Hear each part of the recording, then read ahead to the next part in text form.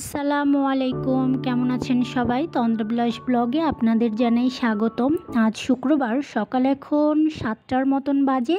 তো আমি ঝটপট এখন গাছে পানি দিয়ে দিচ্ছি। বাবু এখনও উঠে নাই, আর অনেক দিন হলো গাছগুলোকে পানি দেওয়া হয় না। আর এদিকে তো আর এক বারান্দায় আমার ছেলে গতদিন এসে মাটি টাটি ফেলায় রেখে গেছে, তো ওইগুলো তো আবার পরিষ্কার করা হয়নি। এগুলোও আজকে পরিষ্কার করে ফেলবো, যেহেতু শুক্রবার ওর বাবা বাসায় আছে। তাহলে অনেকগুলা কাজ আমাকে আজকে কমপ্লিট করে ফেলতে হবে। এখন বাজে 9:30টার মতন। এদিকে আমাদের সকালবেলার নাস্তা সব কিছু কমপ্লিট। তো আকাশ অনেকটা মেঘলা, আবার দেখা যাচ্ছে যে বৃষ্টি হবে ভাব, আবার বৃষ্টি হচ্ছে, আবার রোদ উঠছে, কি যে একটা অবস্থা হয়ে আছে। এখানে আর বেশিক্ষণ দাঁড়ানো যাবে না, বাবুর জন্য ভাত তুলে দিছি। তো ভাতের কি অবস্থা দেখতে হবে। তো ভাত অলমোস্ট প্রায় হওয়ার দিকে, এখন ভাতটাকে একটু ঢেকে দিতে হবে। এটা মাঝে মধ্যে খুব সুন্দর খায়, আবার মাঝে মধ্যে খাওয়া দাওয়া সব কিছু অফ করে দেয়। একটা না একটা অল্টারনেটিভ কিছু রাখতেই হয়। তো চলেন যাই, দেখি সে কী করে। সে ঘুম থেকে উঠে খাওয়া দাওয়া মোটামুটি করলো, করার পরেই সে এখন সব হাঁড়ি পাতিল নিয়ে এসে সোফার উপর উঠে বসে আছে। সে কোনোভাবেই তাকে কন্ট্রোল করা যাচ্ছে না। আজকে তার রান্নাঘরে যাওয়ার ক্রেভিং উঠছে। আসলে এই ক্রেভিং ব্যাপারগুলোতে না আমার খুব হাসি পায়। আমরা যেইটাকে বলি বাতিক, এখনকার জিএনজি জেনারেশন সেইটাকে বলে ক্রেভিং। কত কিছু যে শিখতে হবে, এই যুগের সাথে তাল মিলায় না আর চলতে পারতেছি না। যেসব কিছু জানা ছিল সব কিছুই ভুলে গেছি। এখন নতুন ওয়ার্ড, নতুন সব কিছু আবার নতুন করে শুরু করতে হচ্ছে বা শিখতে হচ্ছে। তো যাই হোক, কিছু তো করার নেই, যুগের সাথে তাল মিলাই চলতে হবে। এদিকে শুক্রবার, সেহেতু একটু ভালো কিছু রান্না না করলে হয়। তো আমি এখান থেকে পেঁয়াজ বাছতে বসলাম, কারণ অনেক দিন পেঁয়াজ বেছে আবার নেওয়া হয় না। তো আজকে আবার একটু বেশ কিছুক্ষণ ধরে পেঁয়াজ বেছে নিয়ে নিব, না হলে নষ্ট হয়ে যাবে। তো পেঁয়াজগুলোর মধ্যে ওই যে মূলগুলা থাকে না, ওইগুলা আছে। তো ওইগুলো আসলে বেছে বেছে সবসময় খাওয়া হয় না, হুটহাট করে এখান থেকে নিয়ে গিয়ে রান্না করি। তো আজকে আবার বাবুর বাবা আছে, বাবুকে ধরবে। একটা প্যারা যে কখন কি রান্না হবে এইটা ভাবার জন্যই একটা লোক লাগবে। আসলে এই চিন্তা ভাবনা করাটা না খুবই কঠিন। তো ভাবতেছি এই ছোট আলুগুলো দিয়ে আজকে একটু মাংস রান্না করব। তো এই জন্য আমি ছোটো আলুগুলাও বেছে নিচ্ছি। ছোটো আলুগুলা আমার ননদ আমাকে দিছিল, তো আমি আবার সেগুলা এই পেঁয়াজের সাথেই একসাথে রেখে দিছি। কারণ বাহিরে রাখলে তো বাবু নিয়ে খেলাধুলা করে, আবার ছোটো আলুগুলা কামড়ায়। তাই দেখছি অনেকগুলা নষ্ট হয়ে গেছে। তো সেগুলো আবার ভাবতেছি যে পুরাটা বের করব নাকি আবার একটু ছাড়াই দেব, কি যে করব কিছুই আসলে বুঝতে পারছি না। এখন যদি এগুলো সব কিছু ছাড়াই নেই, তাহলে দেখা যাবে যে রান্নাবাড়ি করতে করতে দেরি হয়ে যাবে, আরও পেরেশানি বাড়বে। তো যাই হোক, অন্য আর একদিন না হয় এটা করব। তবে ঈদে বাড়িতে যাওয়ার আগে তো এই কাজটা খুবই গুরুত্বপূর্ণ ছিল, এটা কমপ্লিট করে যাওয়াটা। তো যাই হোক, আমার আলু টালু বাছা হয়ে গেছে, পেঁয়াজও আমি বেছে রেখে আসছি। ভাবলাম কি আর হইল কি, কাজ করা এখন আমাকে দেখছে না, সে এখন তার বাবার কাছেও থাকবে না, সে আমার সাথেই থাকবে। আমারকেই তাকে সময় দেয়া লাগবে, সব কিছু আমারই করা লাগবে। তো তাকে আবার একটু সময় দিচ্ছি। ইতিমধ্যে ওর বাবাকে কে জানি ফোন করছে, তো সে হচ্ছে আমার পিছনে লাগছে আবার। ওই যে বললাম না, কে জানি ফোন দিছে। তো ওর বাবার একটা ছোট ভাইয়ের ছেলে হয়েছে, তো আমরা সেখানেই যাচ্ছি। এদিকে শুক্রবার, এদিকে বৃষ্টিময় দিন, আবার একটা নতুন জীবনের সূচনা হয়ে গেল।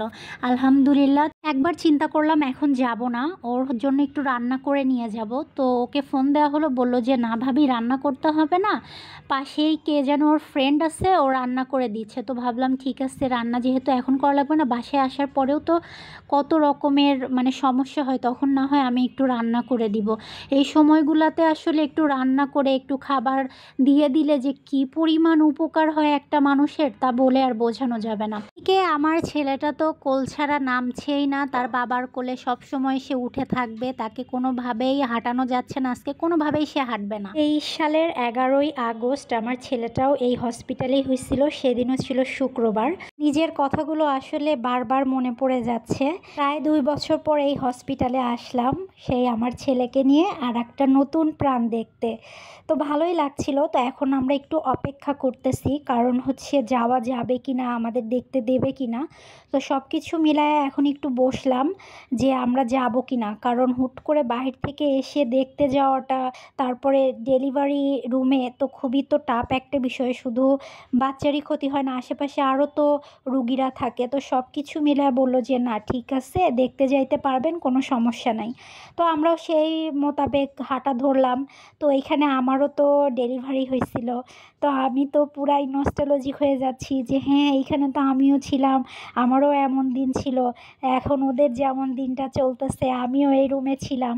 তো আমি আর আপনাদেরকে রুমের ভেতরে নিব না, কি অবস্থা সেটা তো জানি না। তো আপাতত এখানেই রাখছি। অনেকটা সময় ওখানে থেকে দেন আমি বাবুকে নিয়ে চলে আসলাম বাহিরে। আর আমার ছেলেটা তো বাবুকে কোলে, ছোট্ট বাবুটাকে কোলে নেওয়া দেখে সে কোনোভাবেই মেনে নিতে পারতেছে না তার মার কোলে কে। এখনও যে তার বাবা কোলে নেয় না এটাই অনেক কিছু, বাবা নিলে মনে হয় হসপিটালের মধ্যে গড়াগড়ি করে ফেলবে। তো আমি ছেলেটাকে একটু দিতে চাচ্ছি ওর কোলে, কিন্তু সে কোনোভাবেই কোলে নিবে না, তাকে সে পছন্দই করতেছে না। প্রথমেই একটা খামচি দেওয়ার মতো ভাব করছে, তো সরাইয়ে নিলাম, দরকার নাই, কারণ ছোট মানুষ কখন কি করে ফেলে। তো আমি ওকে নিয়ে একটু বসলাম যে না একটু বসি, কারণ কেবলই হয়েছে, তো বেশি সময় হয় নাই, তো ওকে নিয়ে ঝাঁকাঝাঁকি করার দরকার নাই, ছোট্ট মানুষ একটু কোলে থাক।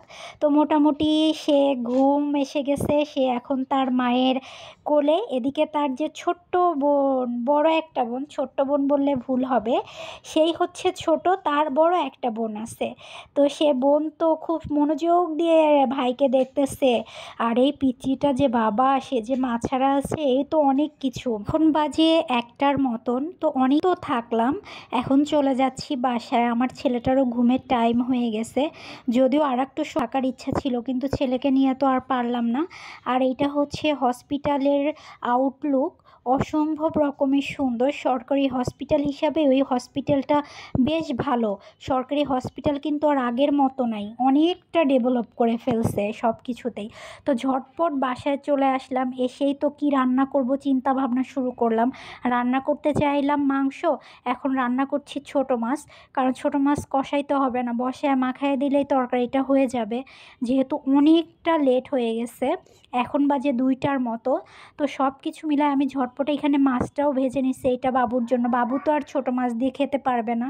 আর আমাদের চচ্চড়ি এদিকে কমপ্লিট হয়ে গেছে, আমি ভয়েস ওভার করে দিচ্ছি আর আমার ছেলেটা এসে কুটকাট কুটকাট করে শব্দ করতেছে। তো যাই হোক, এখন আমি রান্না করে নিব পাঙাশ মাছটা। অনেক দিন ধরে দেখা যাচ্ছে যে বাবুকে এইভাবে রান্না করে দেই না, নিজেরাও খাওয়া হয় না, আসলে দেখেনি তো কিভাবে কি রান্না করি। তো তারপরেও মনে হলো যে তরকারি টরকারি সব কিছুই কম, কিছুই নাই, বাজার করাও হয়নি, বাজার করার কথা ছিল আজকেই। তো কোনো কিছুই যেহেতু করতে পারলাম না, সেহেতু এখন হাতের কাছে যা আছে তাই দিয়েই চালায় ফেলি। একটা দিন তো তেমন আর আটকাবে না, এটাতেই হয়ে যাবে আমাদের দুইজনের।